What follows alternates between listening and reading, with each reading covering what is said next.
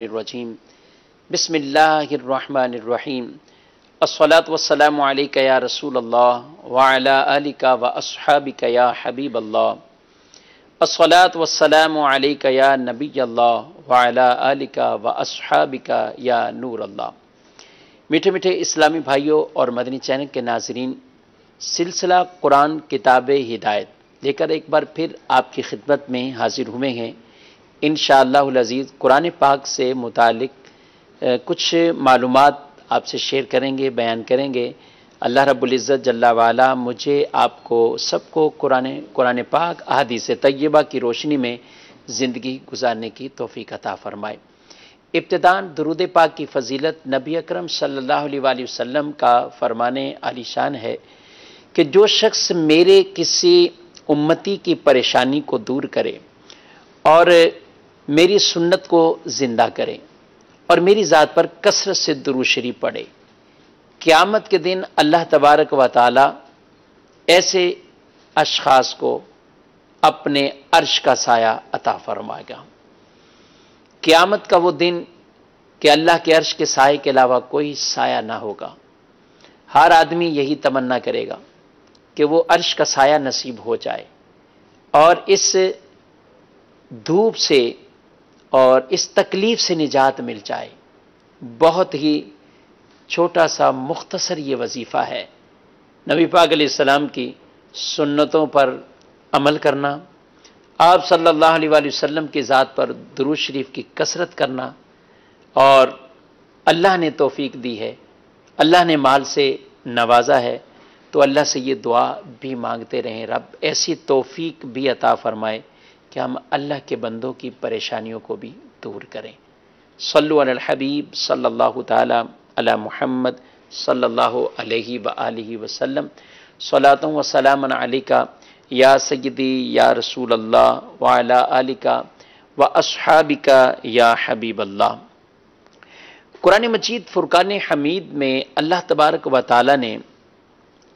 جگہ بجگہ اپنے پیارے حبیب صلی اللہ علیہ وآلہ وسلم پر یہ نازل کی ہوئی کتاب منزل قرآن مجید، اس کا ذکر قرآن میں ہی جگہ بجگہ ارشاد فرمایا گیا ہے۔ آج کا ہمارا جو موضوع ہے وہ ہے قرآن پاک کی وحی کا جو نزول ہے، نبی کریم صلی اللہ علیہ وآلہ وسلم پر کس انداز سے وحی الہی کا نزول ہوا۔ آپ صلی اللہ تعالی علیہ وآلہ وسلم کی ذات اقدس پر اللہ تعالیٰ نے قرآن پاک کو جو نازل فرمایا ہے، یہ یاد رکھیں کہ یہ تدریجاً نازل فرمایا ہے، یعنی آہستہ آہستہ بوقت ضرورت آیات اور صورت ان کا نزول ہوتا، اور یہ آپ صلی اللہ علیہ وآلہ وسلم پر یہ چیزیں قرآن پاک کی آیات مبارکہ کو نازل فرمایا گیا۔ لیکن قرآن پاک لوح محفوظ سے آسمان دنیا پر یہ یک بارگی ایک ساتھ ہی نازل ہوا ہے، لیکن آگے قرآن پاک کا جو نزول ہے یعنی نبی کریم علیہ السلام کی ذات پر وہ تدریجاً ہوا ہے، وہ آہستہ آہستہ یہ نزول قرآن کا معاملہ ہوا ہے۔ اللہ تبارک و تعالی نے اسی وحی سے متعلق قرآن پاک میں متعدد مقامات پر ارشاد فرمایا ہے۔ کہیں ارشاد فرمایا فَاسْتَمْسِكْ بِالَّذِي أُوحِيَ إِلَيْكَ إِنَّكَ عَلَىٰ صِرَاطٍ مُسْتَقِيمٍ، تو اسے مضبوطی سے تھامے رکھو جو تمہاری طرف وحی کی گئی، بے شک تم سیدھی راہ پر ہو، یعنی تم صراط مستقیم پر ہو۔ کہیں اللہ رب العالمین یہ ارشاد فرما رہا ہے اتبع ما اوحی الیک من ربک، کہ آپ پیروی کرو اس کی کہ جو تمہاری طرف رب کی طرف سے بھیجی گئی وحی ہے، اس وحی کی پیروی کرو۔ کہیں اللہ رب العالمین وحی کے بارے میں ارشاد فرماتا ہے ذالک من انباء الغیب نوحیہ الیک، یہ غیب کی خبریں ہیں کہ جنہیں ہم تمہاری طرف وحی کرتے ہیں، وحی بھیجتے ہیں۔ وحی کے بارے میں قرآن پاک میں متعدد مقامات پر اللہ تعالیٰ نے آیات مبارکہ کا نزول فرمایا۔ اِنَّا أَوْحَيْنَا إِلَيْكَ كَمَا أَوْحَيْنَا إِلَىٰ نُوحٍ وَالنَّبِيِّينَ مِن بَعْدِ، ہم نے آپ کی طرف وحی بھیجی جیسے ہم نے نوح اور ان کے بعد نبیوں کی طرف وحی بھیجی۔ تو وہی اللہ تبارک و تعالیٰ کا کلام قرآن مجید فرقان حمید، یہ نبی پاک صلی اللہ علیہ وسلم پر جو بذریعہ وحی نازل ہوا، اور وحی کے کس انداز سے، کس طریقے سے اللہ تبارک و تعالیٰ نے وحی کو نازل فرمایا اور آپ کی طرف وحی بھیجی، اس کی چند باتیں انشاءاللہ تفصیل ہم آگے اس کی کچھ بیان کریں گے۔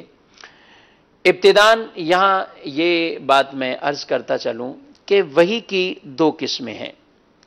ایک وہ جنہیں کہا جاتا ہے وحی مطلوع، اور ایک وہ جنہیں کہا جاتا ہے وحی غیر مطلوع۔ جی ہاں ناظرین، یہ آپ سمجھ رہے ہوں گے کہ بہت مشکل سے الفاظ ہیں، یہ خاص اصطلاحیں ہوتی ہیں، اور اگر علمی شغف رکھنے والا تھوڑا سا بھی قرآن پاک کے متعلق، احادیث طیبہ سے متعلق اور اس طرح کی کچھ شروحات اگر وہ پڑھتا ہے تو یہ الفاظ اس کے لیے ایک نارمل سے ہوتے ہیں، اور یہ اصطلاحیں بھی اس کے لیے نارمل سی ہو جاتی ہیں، کیونکہ وہ ان چیزوں کو جاننے والا ہے، وہ ان چیزوں کو پڑھتا رہتا ہے۔ ہمیں بھی چاہیے کہ ہم اس طرح کا ذوق شوق بھی رکھیں۔ قرآن پاک پڑھنا اپنی جگہ بہت فضیلت کی بات ہے، اور قرآن مجید فرقان حمید کے پڑھنے پر ہی متعدد فضائل اس کے بیان کیے گئے، یہ ساری چیزیں اپنی جگہ ہیں، لیکن قرآن کو سمجھنا یہ بھی بہت اہم ہے۔ ہم عام طور پر تلاوت قرآن کی طرف تو بہت متوجہ رہتے ہیں، قرآن کے فہم کی طرف، قرآن سمجھنے کی طرف، قرآن کو اس طرح پڑھنا یا اس طرح پڑھنا کہ سیکھ بھی جائے، سمجھ بھی جائے، یہ تعداد شاید انگلیوں کے پوروں پر گنی جا سکتی ہو، یعنی بہت کم ہے ایسے کہ جو عام طور پر قرآن کو پڑھنے کے ساتھ ساتھ قرآن سمجھنے کی طرف ہی متوجہ رہتے ہوں۔ میں مختصر سی ایک بات عرض کر کے اپنی اسی موضوع کی طرف آگے بڑھتا ہوں۔ ایک شخص ہے، وہ قرآن پڑھتا جا رہا ہے، تلاوت کرتا ہے۔ کتنی تلاوت کرتا ہے؟ وہ اتنی تلاوت کر رہا ہے کہ بالفرض اس نے ایک قرآن پاک کا ختم کر لیا، قرآن پاک پڑھ لیا، 2 پڑھ لیے، 5 پڑھ لیے، اور ایک وہ شخص دوسرا ہی آدمی جس نے قرآن کی تلاوت تو بظاہر اس رفتار سے نہیں کی، مگر اس نے قرآن کی چند آیات ہی اگر پڑھی ہیں، اور اس پڑھنے کے بعد اب وہ اپنے آپ کے اندر ایک ایسی تبدیلی کر کے وہاں سے اٹھے کہ میں نے پڑھا تو 2 آیات مبارکہ ہی ہیں، میں نے پڑھی تو یہ چند آیات ہیں، رب کے احکام پڑھے ہیں، لیکن جب وہ کلام شریف کو بند کر رہا ہے تو اب وہ اٹھتے ہی اپنی ایک زندگی میں ایک تبدیلی لا کے وہاں سے اٹھ رہا ہے کہ میں نے جو اپنے رب کا قرآن پڑھا ہے وہ مجھ سے یہ ارشاد فرما رہا ہے، وہ قرآن مجھے یہ دعوت دے رہا ہے، وہ قرآن مجھے اس برائی سے روک رہا ہے، وہ چاہے بدکاری کی برائی ہو، وہ چاہے عام کاروباری تجارتی معاملات کے اندر کسی سے دھوکہ دہی کرنا، جھوٹ بولنا، وعدہ خلاف کر دینا، امانت میں خیانت کر دینا، یا وہ سود کی مذمت پر کوئی حکم الہی اس نے پڑھ لیا، اور وہ شخص وہاں سے اٹھا اور اب اپنی زندگی میں کہتا ہے تبدیلی ہوگی میری زندگی، اب میری قرآن کی سمت کی طرف، قرآن کے احکامات کے مطابق میری زندگی گزرے گی۔ میں نے چاہا کہ ناظرین صرف بات اتنی بتانا مقصود ہے کہ آپ ان دونوں میں سے کس کے بارے میں کہیں گے کہ بہت زیادہ یہ فائدے میں رہا؟ بے شک قرآن پڑھنا اپنی جگہ فضیلت ہے، اس کا انکار نہیں، لیکن یاد رکھیں قرآن کو سمجھ کر پڑھنا یہ بہت بڑی فضیلت اس سے زیادہ ہے، جب قرآن کو سمجھ کر پڑھتا ہے۔ اور قرآن کو سمجھا بھی، اور پھر وہی قرآن کے احکامات کو اپنی زندگی میں نافذ کر دیا، تو پھر اس کا درجہ اور اوپر کی طرف چلا جائے گا۔ یعنی یہ ایسا شخص ہے کہ جو نہ صرف قرآن کا قاری ہے بلکہ قرآن کا عالم بھی ہے، نہ صرف قاری قرآن اور عالم قرآن بلکہ عامل قرآن بھی ہے، یعنی قرآن پر عمل کرنے والا بھی ہے۔ اور قرآن کے احکامات پر عمل کرنے والوں کی، قرآن پاک پر عمل جو کرتے ہیں اور واقعی اپنی زندگی کو اس کے مطابق گزارتے ہیں، تو ان کے فضائل ہی بہت بیان کیے گئے ہیں۔ تو بنیادی طور پر میں عرض کر رہا تھا، وحی کی دو قسمیں، وحی مطلوع اور وحی غیر مطلوع۔ وحی مطلوع کسے کہا جاتا ہے؟ کہتے ہیں، فرمایا کہ اگر نبی پر الفاظ اور معانی کا نزول ہو تو یہ وحی مطلوع ہے، اور اسی کو قرآن مجید فرقان حمید، اسی کو کتاب منزل، اسی کو نور، اسی کو مصحف جو ہمارے پاس موجود۔ اور اگر آپ پر صرف معنی کا نزول ہو اور ان معنی کو آپ اپنے الفاظوں کے ساتھ تعبیر کریں، تو یہ پھر یہ وحی غیر مطلوع کہلاتا ہے۔ یعنی یہ قرآن کا وہ حصہ نہیں ہے جس کی تلاوت کی جاتی ہو، جس کو پڑھا جاتا ہو، لیکن فرمان وہ دونوں اللہ تبارک و تعالیٰ کے فرمان کہلاتے ہیں۔ تو یہ یعنی وہ وحی کہلاتی ہے، اور یہ وحی کی ابتدائی یہ دو قسمیں ہیں۔ بخاری شریف کی حدیث ہے، حضرت ام عائشہ صدیقہ رضی اللہ تعالیٰ عنہ اب بیان کرتی ہیں کہ حارث بن ہشام نے رسول اللہ صلی اللہ علیہ وسلم سے سوال کیا، یا رسول اللہ، آپ پر وحی کس طرح آتی ہے؟ تو رسول اللہ صلی اللہ علیہ وسلم نے فرمایا، کبھی کبھی وحی ایک گھنٹی کی آواز کی صورت میں آتی ہے، اور پھر ارشاد فرمایا، مجھ پر یہ وحی بہت شدت والی ہے۔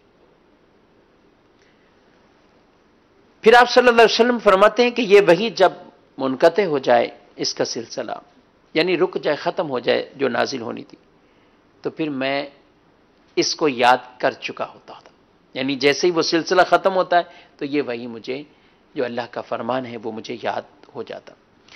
پھر فرمایا، کبھی میرے پاس فرشتے انسانی شکل میں آتے اور مجھ سے فرشتے کلام کرتا، اور جو کچھ وہ کہتا میں اسے یاد کر لیتا۔ حضرت عائشہ صدیقہ رضی اللہ تعالیٰ عنہا کہتی ہیں کہ ہم نے سخت سردی میں بھی دیکھا اللہ کے رسول صلی اللہ علیہ وآلہ وسلم کو کہ جب آپ پر وحی نازل ہوتی تو سخت سردی میں بھی آپ کی پیشانی مبارکہ پر پسینہ آ جاتا۔ یہی وحی کی کیفیات ہے۔ اور اس قلب مصطفیٰ صلی اللہ علیہ وآلہ وسلم پر لاکھوں سلام کہ جہاں یہ وحی کا نزول ہوتا اور آپ صلی اللہ علیہ وسلم اس قرآن پاک کے اس نزول کے وقت ان الفاظوں کو اور ان کو پورا اسی طریقے سے وہ یاد ہوتے اور ان کو آپ بیان فرماتے۔ صحابہ کہتے ہیں کہ اگر کہیں حضرت زید خود بیان کرتے ہیں کہ رسول اللہ صلی اللہ علیہ وسلم ایک بار میرے ران پر اپنا سر انور رکھ کر آرام فرما رہے تھے تو وحی نازل ہونے، تو جب وحی کا نزول ہوا تو مجھے یہ خطرہ لاحق ہو گیا، کہیں میری ران ٹوٹ نہ جائے، ٹانگ ٹوٹ نہ جائے، یہ خطرہ لاحق ہو گیا۔ لیکن حضور کا قلب مبارک، آپ کا جسم مبارک، قرآن تو یہ فرماتا ہے، لو انزلنا هذا القرآن على جبل لرأيته خاشعا متصدعا من خشیۃ اللہ، اگر یہ قرآن پہاڑ پر نازل کیا جاتا تو یہ پہاڑ بھی یہ ریزہ ریزہ ہو جاتا اللہ کے خوف سے۔ لیکن نبی پاک صلی اللہ علیہ وآلہ وسلم پر جو نزول ہوا تو آپ صلی اللہ علیہ وسلم فرماتے ہیں جب یہ سلسلہ منقطع ہوتا مجھے وہ یاد ہو جاتی۔ سبحان اللہ۔ وہی کہ یہ جو انداز تھے کہ کس کس طریقے سے وہی آپ صلی اللہ علیہ وسلم پر نازل ہوئی۔ علامہ بدر الدین عینی آپ رحمت اللہ تعالی علیہ اس بارے میں بیان فرماتے ہیں کہ چند اقسام سے آپ صلی اللہ علیہ وسلم پر جو وحی کے انداز تھے، وحی کس طرح نازل ہوتی، اس کی چند قسمیں ہیں۔ ابتداً آپ نے جو پہلی قسم فرمائے کہ اللہ کا کلام قدیم کو سننا، جیسے موسیٰ علیہ السلام نے اللہ کا کلام سنا جس کا ذکر قرآن پاک میں موجود ہے، اور ہمارے نبی صلی اللہ علیہ وسلم نے بھی اللہ کا کلام سنا جس کا ذکر آثار صحیحہ حدیث مبارکہ کے اندر موجود ہے۔ دوسری وحی کی جو کیفیت فرمایا کہ وہ قسم فرشتوں کے ذریعے سے، فرشتہ نازل ہوتا آپ صلی اللہ علیہ وسلم پر، آپ کو کلام کرتا اور آپ اس وحی اس طرح پر نازل ہوتی۔ تیسری بات ارشاد فرمائی کہ وحی کو دل میں القاء کیا جاتا، دل میں ڈال دیا جاتا، جیسے نبی کریم صلی اللہ تعالی علیہ وآلہ وسلم کا یہ ارشاد ہے کہ روح القدس نے میرے دل میں القاء کیا، کہ ایک قسم وحی کی یہ بھی بیان کی گئی۔ ایک اور آگے وحی کا ایک طریقہ کار، وہ نیند میں کوئی واقعہ یعنی خواب کی صورت میں، اور بخاری شریف کی حدیث ہے رسول اللہ صلی اللہ علیہ وسلم نے یہ بات ارشاد فرمائی ہے، اولو کہ سب سے پہلے اول ما بدیا من الوحی، کہ وحی کا جو آغاز سب سے پہلے آپ صلی اللہ تعالی علیہ وآلہ وسلم پر وہ ہوا، اس کا جو انداز اور طریقہ بیان کیا، فرمایا اس میں الرؤیا الصالحہ، نیک خواب، اچھے خواب اور سچے خواب، یہ بھی ایک وحی کا انداز تھا۔ ایک اور صورت کے وحی کبھی فرشتہ انسانی شکل میں آپ صلی اللہ علیہ وسلم کے پاس آ کر وہ وحی کرتا۔ تو یہ مختلف ہے، جیسا کہ حضرت جبریل امین داہیہ قلبی صحابی ہیں، ان کی صورت میں آ کر وہ حاضری دیا کرتے تھے، آپ صلی اللہ علیہ وسلم کے پاس آتے تھے۔ نبی پاک صلی اللہ علیہ وسلم سے جب یہ سوال کیا گیا تو آپ نے ابتداً جس وحی کا ذکر فرمایا وہ گھنٹی کی صورت کے اندر آپ نے فرمایا کہ ایسی ایک آواز تھی جس کی ذریعے سے مجھے وحی ہوئی۔ اور یاد رکھیں آپ صلی اللہ تعالی علیہ وآلہ وسلم پر جو وحی کا آغاز ہوا، جو پہلی وحی قرآن کی جو پہلی آیت مبارکہ نازل ہوئی، یہ سورہ علق 30ویں پارے کے اندر، اقرأ بسم ربک الذی خلق، یہ سورہ مبارکہ کی ابتدائی 5 آیتیں اس میں نازل ہوئیں، اور اس کے اندر جو یہ 5 آیتیں ابتدائی نازل ہوئیں، آپ صلی اللہ علیہ وسلم فرماتے ہیں میرے دل میں خلوت تنہائی کی محبت کو ڈالا گیا، اور میں خلوت میں اس کے لیے آپ غار حرا پر چلے گئے۔ نبی پاک صلی اللہ تعالی علیہ وآلہ وسلم آپ غار حرا پر گئے، اور آپ کے پیچھے کبھی کبھی حضرت خدیجۃ الکبریٰ رضی اللہ تعالی عنہا، جو امہات المومنین میں سے ہماری ماں ہیں اور پہلی آپ صلی اللہ علیہ وسلم کی اہلیہ ہیں، زوجہ ہیں، مال کے اعتبار سے بہت ان کے پاس مال تھا، لیکن نبی پاک صلی اللہ علیہ وسلم کے ساتھ رشتہ ازدواج جب منسلک ہوا تو آپ نے جس قدر حضور علیہ الصلوۃ والسلام کی خدمت کی ہے، یہ روایات پڑھتے ہیں تو واقعی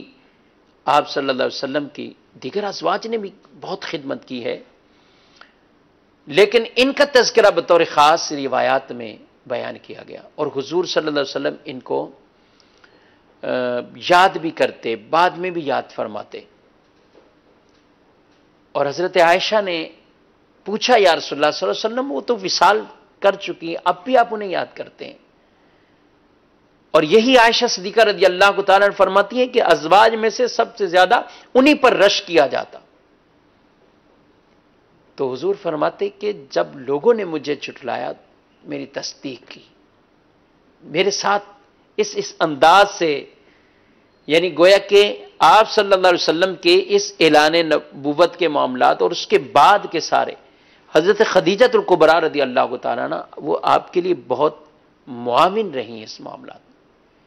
آپ غار حرا پر تشریف لے کر گئے تو وہ کچھ کھانے کا سامان لے کر آپ کے پیچھے وہاں غار حرا پر آپ کو دینے کے لیے پہنچ گئے۔ اللہ اکبر۔ غار حرا مکہ مکرمہ میں یہ وہ ایک پہاڑ ہے، بہت بڑا پہاڑ ہے۔ عشاق آپ کے اس غار حرا کی زیارت کرنے کے لیے اور خاص اس غار پر پہنچتے ہیں، اس کی چوٹی پر پہنچتے ہیں کہ جہاں میرے آقا صلی اللہ علیہ وآلہ وسلم نے کئی ایام اس طریقے سے گزارے ہیں۔ ذرا غور کیجئے، آپ کا جانا اور آپ کے بعد خدیجہ آپ رضی اللہ تعالیٰ عنہ آپ کی اہلیہ زوجہ وہ کھانا لے کر وہاں پہنچے، اور یہ روزانہ نہیں تھا، کبھی کبھی ایسا ہوا۔ اور پھر آپ صلی اللہ علیہ وسلم نے وہاں کچھ ایسے ایام گزارے جو فاقوں کی صورت کے تھے، جو بھوک کی صورت کے تھے۔ اور علماء نے لکھا ہے کہ جو ہم روزے رکھتے ہیں، جیسے کئی احکامات کو پیچھے سے کوئی تعلق ہے، کوئی اس کی حکمت بیان کی گئی ہے کہ آج صفا مروہ کی اگر صحیح کریں تو حضرت سیدتنا ہاجرہ رضی اللہ تعالیٰ عنہ ان کی یاد کو ہم تازہ کر رہے ہیں، تو کسی نہ کسی حکم کا پیچھے بیک گراؤنڈ میں کوئی واقعہ، قربانی کرتے ہیں ابراہیم علیہ السلام کی سنت۔ تو روزی جو ہم رکھتے ہیں، فرمایا یہ نبی پاک صلی اللہ علیہ وسلم نے اس وقت جو وہاں آپ نے ایام بھوک کی حالت میں گزارے، تو یہ آپ کی اس یاد کو گویا کی یاد ہے، اور اللہ کا حکم بھی نازل ہو جاتا ہے، اللہ کا حکم بھی ہے اس میں۔ تو یہ حکمتاً یہ بات بیان کی گئی۔ تو نبی پاک صلی اللہ علیہ وسلم آپ کئی دن فاقوں میں بھی گزارے وہاں پر۔ خدیجہ الکبریٰ رضی اللہ تعالیٰ عنہ کھانا لے کر جاتی، لیکن یہاں ایک بات اور بھی میں عرض کرتا چلوں کہ حضرت سیدتنا خدیجہ رضی اللہ تعالیٰ عنہ نے یہ کتنا بڑا درس بھی سکھا دیا، بیویوں کے لیے کتنے بڑے اس کے اندر احکامات سیکھنے کو ہیں، حکمت بھرے انداز سیکھنے کو ہے کہ اس انداز سے خدمت کی آپ صلی اللہ علیہ وسلم کی انہوں نے۔ آج ہم اچھے خاصے نوجوان بھی اگر وہاں جائیں، ایک مرتبہ دو مرتبہ تو محبتاً چلے جاتے ہیں، لیکن پھر ہر وقت ہمت نہیں ہو پاتی، بلکہ نیچے سے ہی کئی دعا کر کے آ جاتے ہیں اور سوچتے ہیں، ذہنی گویا کہ استخارے کر رہے ہوتے ہیں کہ جانا جائیں نہ جائیں یا نیچے سے زیارت کر لیں۔ لیکن دیکھا ہے وہاں بڑی بڑی عمر کے بھی لوگ، ضعیف لوگ بھی، اور ایسی ضعیف خواتین بھی، بعض لاٹھی پر سہارا لیے ہوئے، آسا پکڑے ہوئے، ڈنڈا پکڑے ہوئے، کوئی کسی کا کندھا پکڑے ہوئے، ایسے ضعیف بھی چڑھ کر اس غار حرا کی چوٹی پر جا رہے ہوتے ہیں۔ یہ نبی پاک علیہ السلام سے محبت، یہ محبت ہے کہ وہ اس انداز سے جاتے ہیں۔ تو میں عرض کرنا چاہتا تھا، حضرت خدیجہ رضی اللہ تعالیٰ عنہ آپ کھانا لے کر آپ کتنا اوپر، یعنی یہ پہنچ کر آپ کو کھانا پیش کرنے کے لیے جاتے۔ اس وقت یہ آسانیاں نہ تھیں، اس وقت کوئی ایسا رش اور دوستوں یا سہیلیوں کی کوئی ایسی جماعت نہیں کہ ان کے ساتھ کوئی اوپر جائے، لیکن آپ جاتی اور حضور کو کھانا پیش کرتی۔ اس روایت میں ہمارے لیے سیکھنے کو بہت سے مدنی پھول ملتے ہیں۔ تو آپ صلی اللہ علیہ وسلم فرماتے ہیں کہ جب میں غار حرا میں وہاں مشغول تھا، خلوت کی اس محبت میں جو میرے دل میں ڈالی گئی، اور وہاں آپ راتیں گزار رہے ہیں، دن گزار رہے ہیں، پھر فرماتے فرشتہ میرے پاس آیا، اور اس فرشتے نے آ کر آپ کو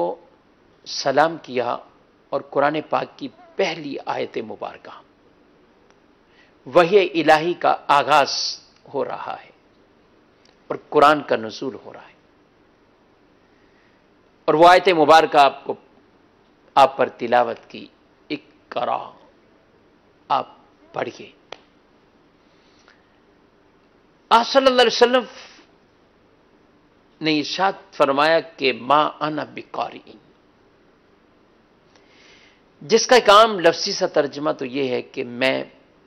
پڑھنے والا نہیں ہوں،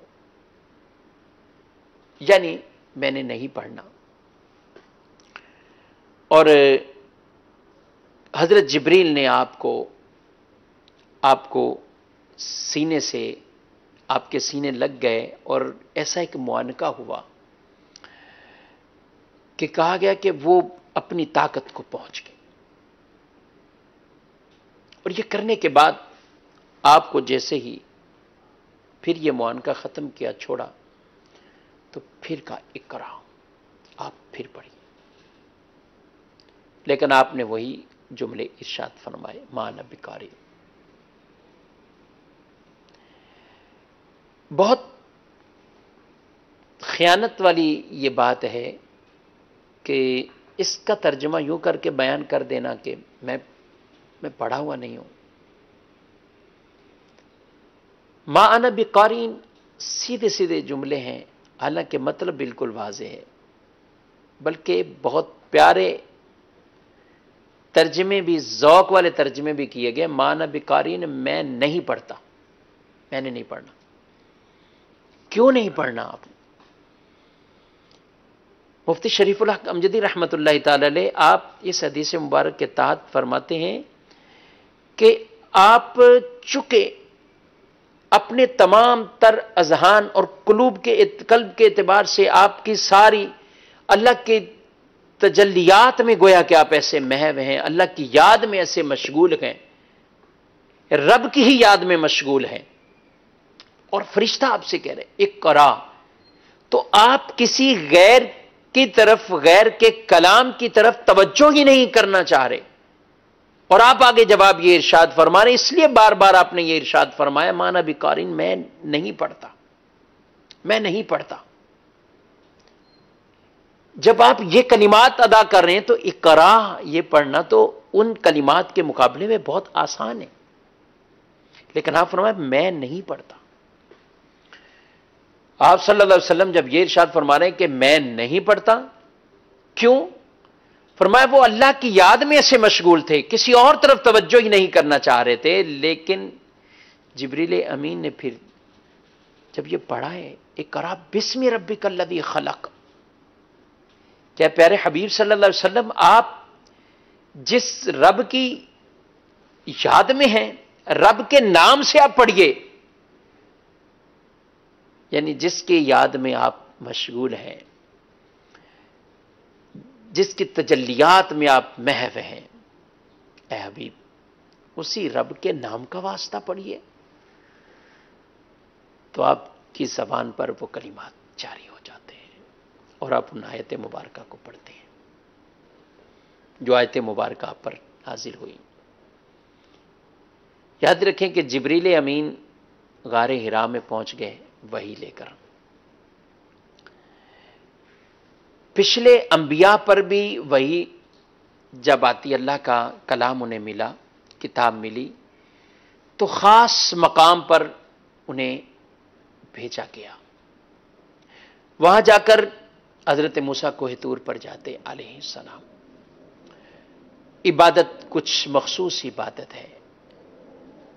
پھر اللہ سے ہم کلام ہوتے، اللہ کا فرمان آتا، لیکن شان رسالت کے کیا کہنے ہیں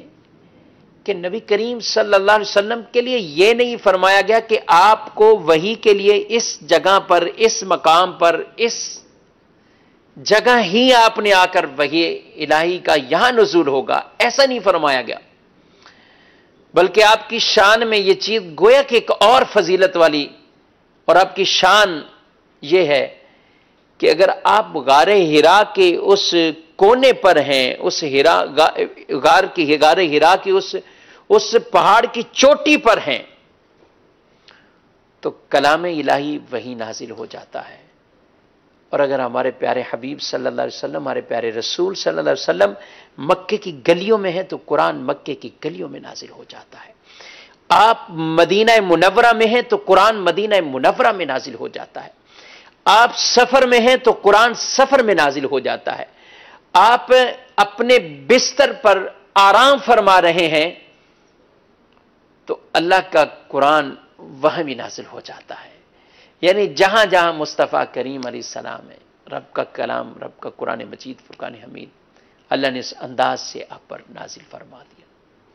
آپ پر وحی کا نزول ہوتا۔ نبی پاک صلی اللہ علیہ وسلم کے پاس جبریل امین آپ آئے یہ وحی لے کر، اور حضرت جبریل علیہ السلام، آپ مختلف انبیاء کے پاس آپ کا یہ رہا آنا جانا، لیکن انتہائی ذوق والی بات جسے مفتی شریف اللہ کمجدی رحمۃ اللہ تعالی علیہ نے آپ نے بیان کیا کہ دیگر نبیوں کے پاس آپ گئے ہیں، لیکن اتنی تعداد میں کسی کے پاس 3 بار، 4 بار، 12 بار، 50 بار یہ تعدادیں بیان کی گئی، لیکن فرماتے ہیں کہ ہمارے پیارے نبی صلی اللہ علیہ وسلم کے پاس جبریل امین 1 بار، 2 بار، 10، 12، 100، 200، 1000، 2000 مرتبہ نہیں، بلکہ 24,000 مرتبہ آپ صلی اللہ علیہ وسلم کی بارگاہ میں حاضری دی ہے انہوں نے، 24,000 مرتبہ۔ کیوں بار بار آتے تھے؟ کیوں بار بار یہ حاضریاں تھیں؟ آئیے اعلی حضرت اعلی رحمہ کے بھائی جان نے یہ مسئلہ بتا دیا کہ کیوں بار بار آتے تھے۔ فرماتے ہیں بے لقائے یار ان کو چین آ جاتا اگر، بے لقائے یار ان کو چین آ جاتا اگر، یوں نہ آتے جبریل بار بار سدرا چھوڑ کر، یوں نہ آتے جبریل بار بار سدرا چھوڑ کر، یعنی گویا کہ بار بار حضور علیہ الصلوۃ والسلام کی زیارت کرنے کے لیے آپ بار بار وہاں پہنچتے، اور آپ صلی اللہ تعالیٰ علیہ وآلہ وسلم کی زیارت سے بھی آپ شرفزاب ہو جاتے ہیں۔ مدنی کے ناظرین، کچھ باتیں عرض کرنے کی کوشش کی وحی سے متعلق، وحی کا آغاز، وحی کی ابتدائی معلومات۔ یاد رکھیں کہ قرآن مجید اللہ تبارک و تعالیٰ نے جو نازل فرمایا ہے یہ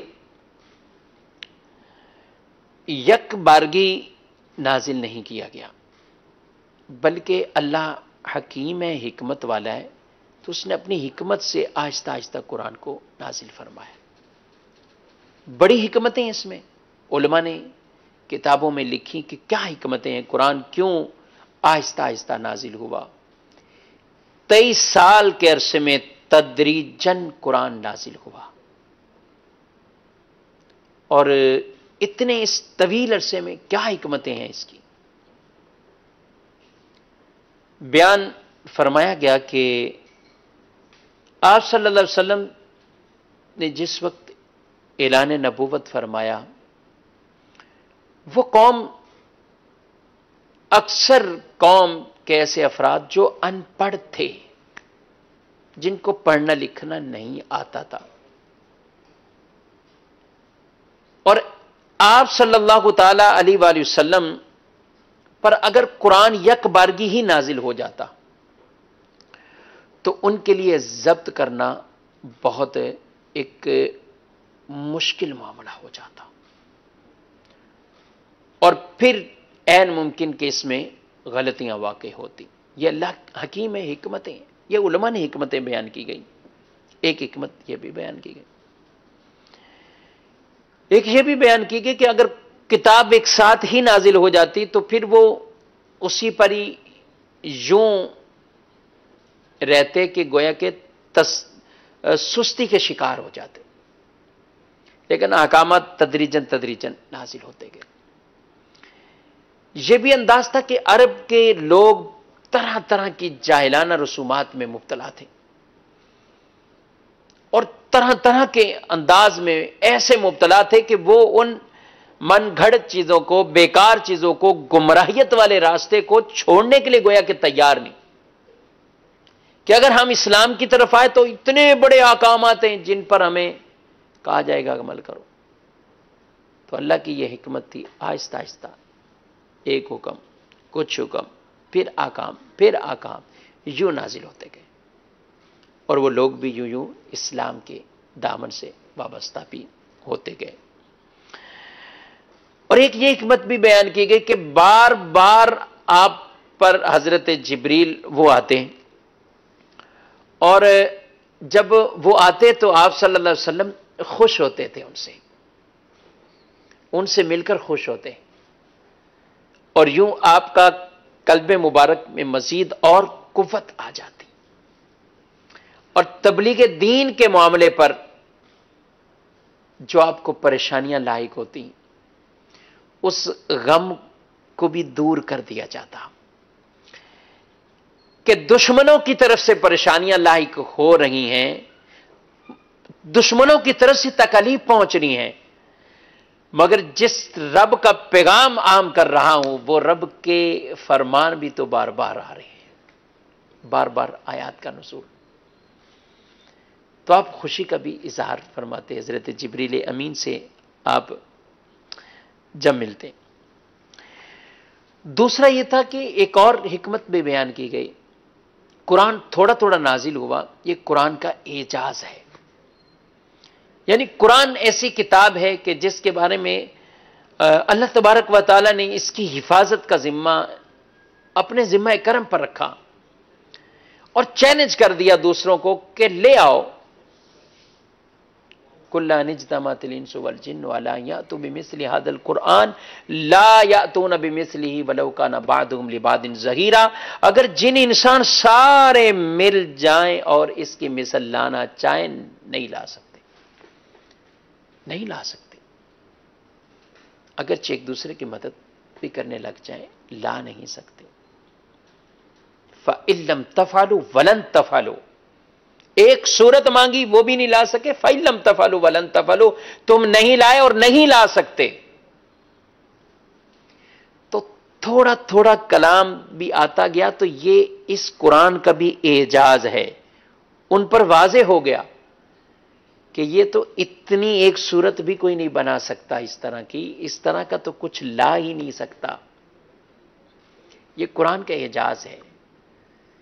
انشاءاللہ العزیز منشان کے ناظرین ہم اس پہ کلام کریں گے۔ قرآن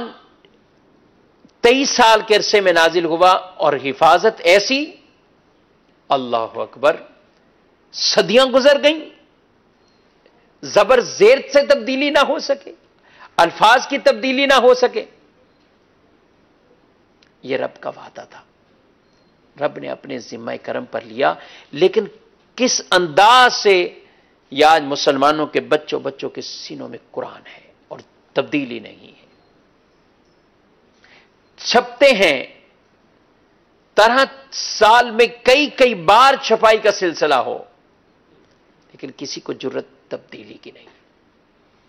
ہمارا آئندہ جو موضوع ہوگا وہ ہے حفاظت قرآن، یعنی قرآن کی کیسے حفاظت اور کس انداز سے یہ قرآن کا اعجاز ہے کہ قرآن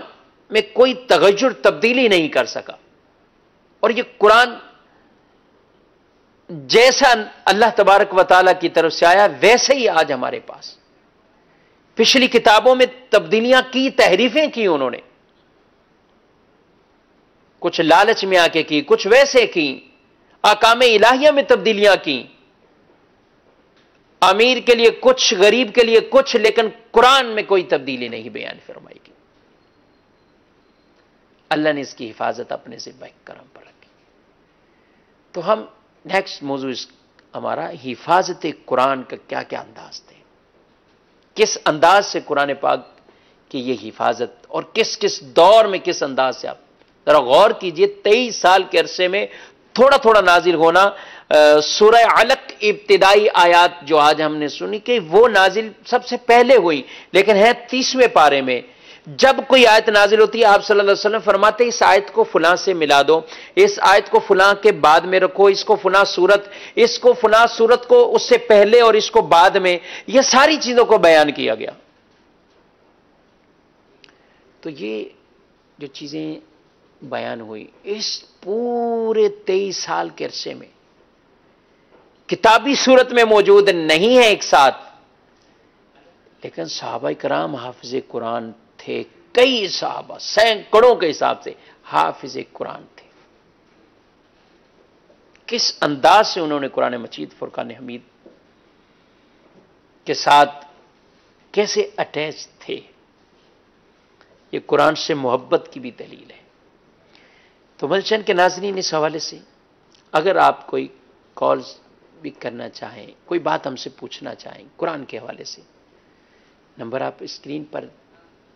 دیکھ رہے ہیں، دیکھتے ہیں. آپ یہ سوالات ریکارڈ بھی کروا سکتے ہیں کہ آپ قرآن سے متعلق کیا پوچھنا چاہتے ہیں، قرآن کی آیات مبارکہ یا صورتوں سے متعلق یا ہمارے ٹاپک سے بھی متعلق. تو آپ کالز کریں، انشاءاللہ آپ کے وہ مشورے، وہ کالز وہ ہمارے لیے بہت اہمیت رکھتے ہیں، ان پر بھی ضرور غور کیا جائے گا، اور ان چیزوں کو انشاءاللہ سلسلے میں بھی ہم شامل کریں گے. اللہ کریم رب العزت جل وعلا مجھے آپ کو قرآن مجید فرقان حمید پڑھنے سمجھنے کی توفیق عطا فرمائے، قرآن پاک کے احکامات اور احادیث طیبہ کی روشنی میں ہمیں زندگیاں گزارنے کی توفیق عطا فرمائے. دیکھتے رہیے مدنی چینل، بلکہ مدنی چینل ہی دیکھیے. آمین بجاہ النبی الامین صلی اللہ تعالی علیہ وآلہ وسلم.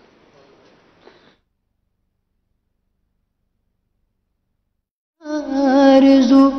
تعلیم قرآن عام ہو جائے، یہی ہے آرزو تعلیم قرآن عام ہو جائے. عائشہ